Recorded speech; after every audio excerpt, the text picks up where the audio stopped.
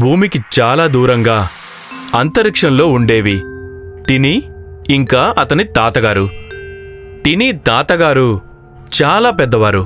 ఇక టినీ తన పేర్లనే చాలా చిన్నగా ఉండేవాడు. టినీ తాతగారు పడుకోగానే టినీ అక్కడ్నుంచి మాయమైపోయేది. టినీ ఆకాశంలో అక్కడక్కడా తిరిగేది. వేరే నక్షత్రాలతో కబుర్లు చెప్తూ ఉండేది.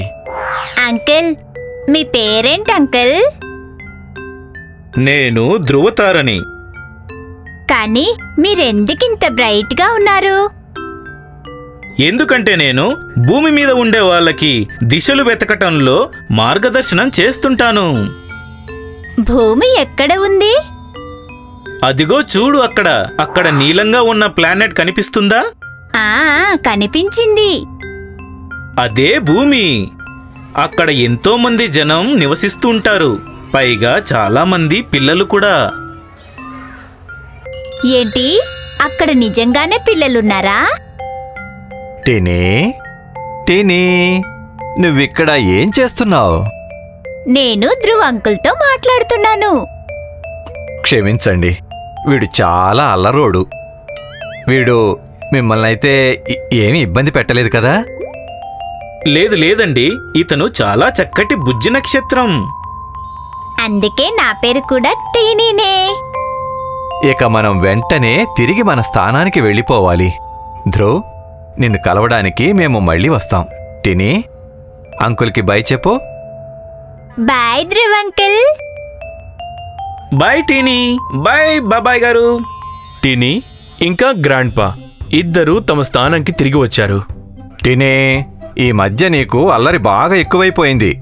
నేను ఎప్పుడు పడుకుంటే అప్పుడు నువ్వు ఇక్కడి నుంచి పారిపోతున్నావు. ఇది మంచి విషయం కాదు. కానీ తాతగారు, నాకు ఒకే చోట నిలబడి బోర్ కొట్టేస్తుంది. టినీ, మనం మనకి నచ్చినట్టు అక్కడికి ఇక్కడికి వెళ్ళలేము. ప్రతి నక్షత్రానికి ప్రత్యేకమైన స్థానం ఉంది. కాబట్టి మనం అక్కడే ఉండి తీరాలి. బోరింగ్. తెలుసా తాతగారు, ధ్రువ్ అంకుల్ చెప్పారు భూమి మీద చాలా మంది పిల్లలున్నారంట. ఉన్నారు అయితే, కానీ వాళ్ళు నీలాంటి వాళ్ళు కాదు.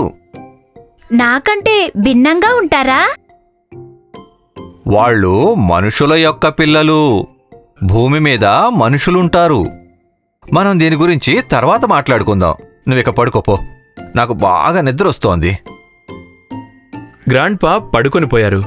కాని టినీ ఆలోచించడం మొదలుపెట్టాడు. అంటే దీనర్థం భూమి మీద చాలా మంది పిల్లలున్నారు. నేను భూమి మీదకి వెళ్ళాలి, పైగా వాళ్లతో పాటు ఆడుకోవాలి.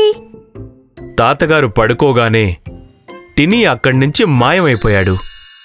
అతను తన శక్తినంతా ఉపయోగించి తను భూమికి చేరుకున్నాడు. ఇక్కడ అతను ఒక గ్రామంకి చేరుకున్నాడు. కాని తనిక్కడికి రాగానే తన నిప్పుతో ప్రతి వస్తువు కాలిపోవడం మొదలైపోయింది. పైగా జనమందరూ అటు ఇటు పరుగులు తీయటం మొదలుపెట్టారు. మీ ప్రాణాలు కాపాడుకోండి, ఇక్కడి నుంచి పారిపోండి, అయ్యో ఇక్కడి నుంచి పారిపోండి. టినీకి ఇక్కడ కొందరు పిల్లలు కనిపించారు. అతను వాళ్ల వైపు వెళ్ళసాగాడు. కాని టినీ గడ్డి మీద కాలు పెట్టాడో లేదో గడ్డి కాలిపోవడం మొదలైంది. అలా నిప్పురవ్వలు ఆ పిల్లల వైపు వ్యాపిస్తూ పోయాయి. పిల్లలు అరుస్తూ అటు ఇటు పరుగులు తీశారు.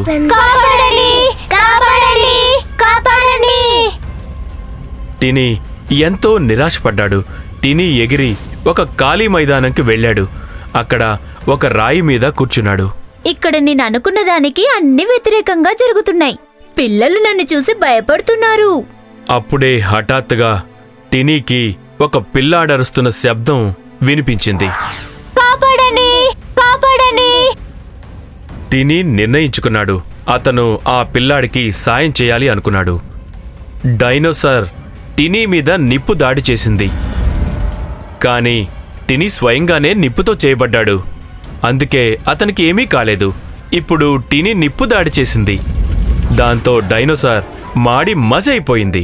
డైనోసార్ మాడిపోవడం చూసి ఆ పిల్లాడు చాలా సంతోషించాడు. టినీ వైపు పరుగులు తీయడం మొదలుపెట్టాడు. ఆగు, ఆగు, నా దగ్గరికి రావద్దు, లేకపోతే నువ్వు కూడా కాలిపోతావు. నేను నిప్పుతో చేయబడ్డాను, అందుకని నేను నీకు హాని కలిగించొచ్చు. నేనైతే నిన్ను ముట్టుకోలేను, కానీ మనిద్దరం మిత్రులమైతే అవ్వచ్చు కదా.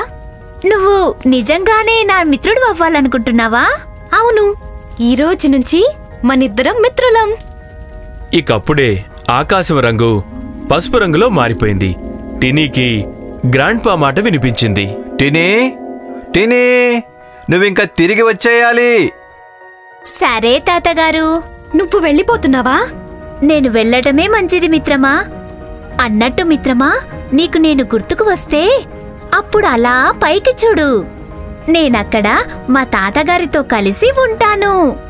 వెళ్ళొస్తాను మిత్రమా. టినీ తిరిగి అంతరిక్షంలోకి వచ్చేశాడు తన తాతగారి దగ్గరికి. కాని అతను భూమి మీద ఒక మిత్రుణ్ణి పరిచయం చేసుకున్నాడు. అతను రోజు రాత్రిపూట భూమి మీద నుంచి అతనికి వేవ్ చేసేవాడు. హాయ్, నేనే షైనీ. మీరు నన్ను ఇలానే చూడాలనుకుంటే ఈ వీడియోని తప్పకుండా షేర్ చేయండి.